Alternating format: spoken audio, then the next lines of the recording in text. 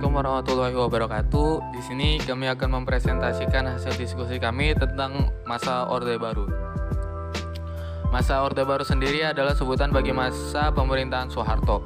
Surat Perintah 11 Maret atau Super Semar adalah dasar legalitas dimulainya masa pemerintahan Orde Baru. Orde Baru berlangsung dari tahun 1966 sampai 1998. Salah satu kebijakan pertama yang dilakukannya adalah mendaftarkan kembali Indonesia menjadi anggota PBB. Pada tanggal 19 September 1966 mengumumkan bahwa Indonesia bermaksud untuk melanjutkan kerjasama dengan PBB dan melanjutkan partisipasi dalam kegiatan PBB.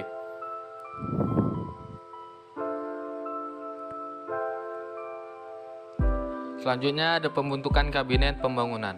Program Catur Karya Kabinet Ampera, yaitu yang pertama ada memperbaiki kehidupan rakyat terutama di bidang sandang dan pangan. Yang kedua melaksanakan pemilihan umum dalam batas waktu yang ditetapkan. Yang ketiga melaksanakan politik luar negeri yang bebas aktif untuk kepentingan nasional.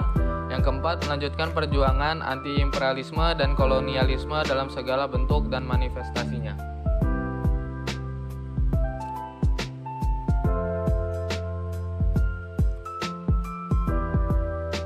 Setelah MPRS pada tanggal 27 Maret 1968 menetapkan Soeharto sebagai Presiden RI untuk masa jabatan 5 tahun, maka dibentuklah tugasnya sebagai berikut. Yang pertama, menciptakan stabilitas politik dan ekonomi. Yang kedua, menyusun dan melaksanakan pemilihan umum. Yang ketiga, mengikis habis sisa-sisa gerakan 30 September. Yang keempat, membersihkan aparatur negara di pusat dan di daerah dari pengaruh PKI.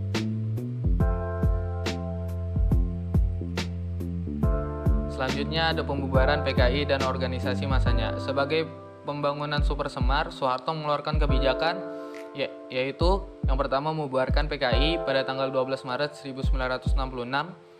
Kedua, menyatakan PKI sebagai organisasi terlarang. Yang ketiga, pada tanggal 8 Maret 1966 mengamankan 15 orang menteri yang dianggap terlibat gerakan 30 September 1965.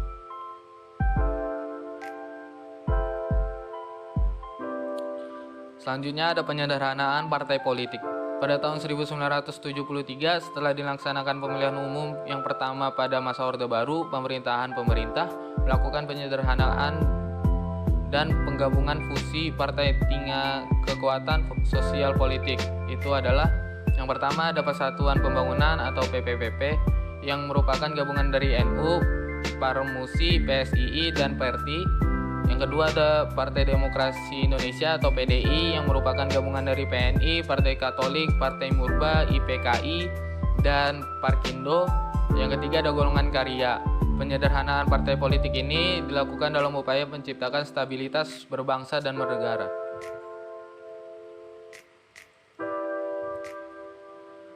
Selanjutnya ada pemilihan umum. Selama masa Orde Baru, Indonesia berhasil melaksanakan 6 kali pemilu. Dalam masa pemerintahan Orde Baru, Partai Golkar selalu mendapatkan suara terbesar dan memenangkan pemilu. Sedangkan PDI mengalami kemerosotan karena adanya konflik internal yang menimbulkan perpecahan pada partai berkepala banteng menjadi PDI Suryadi dan PDI Megawati Soekarno Putri atau yang dikenal dengan nama PDIP.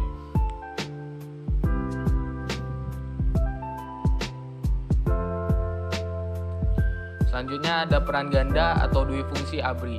Untuk menciptakan stabilitas politik, pemerintah Orde Baru memberikan peran ganda kepada ABRI, yaitu peran hankam dan sosial.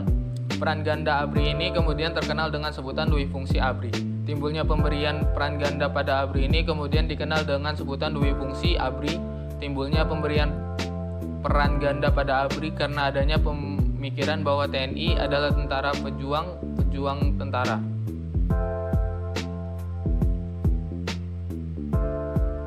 Selanjutnya ada penataan politik luar negeri. Pada tanggal 28 September 1966, Indonesia kembali menjadi anggota Perserikatan Bangsa-Bangsa atau PBB. Keputusan untuk kembali menjadi anggota PBB dikarenakan pemerintahan sadar bahwa banyak manfaat yang diperoleh Indonesia selama menjadi anggota pada tahun 1955 sampai 1964. Kembalinya Indonesia menjadi anggota PBB disambut baik oleh negara Asia lainnya bahkan oleh PBB sendiri. Normalisasi hubungan dengan negara lain.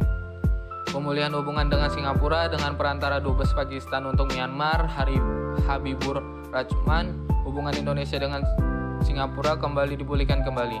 Pada tanggal 2 Juni 1966, pemerintahan Indonesia menyampaikan nota pengakuan atas Republik Singapura kepada Menteri Lee Kuan Yew, dan pemerintahan Singapura menyampaikan nota jawaban kesediaan untuk mengadakan hubungan diplomatik dengan Indonesia.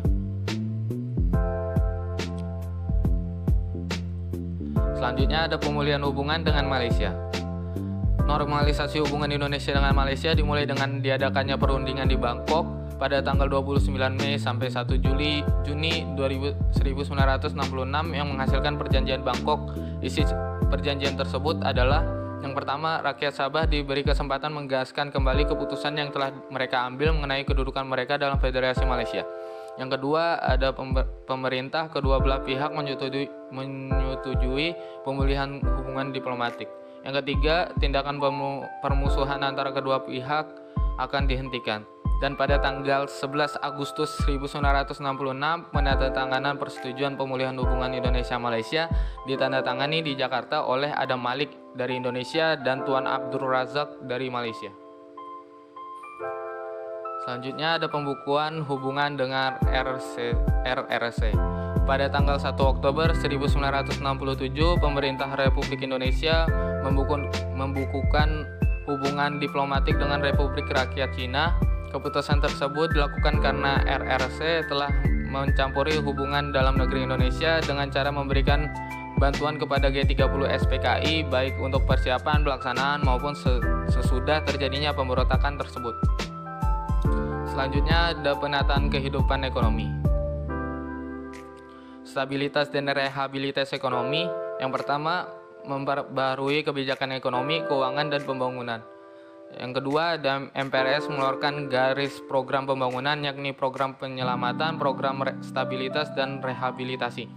Program pemerintah diarahkan kepada upaya penyelamatan ekonomi sosial, terutama stabilitas dan rehabilitasi ekonomi. Yang dimaksud dengan stabilitas ekonomi yaitu mengendalikan inflasi agar harga barang-barang tidak melonjak terus-menerus.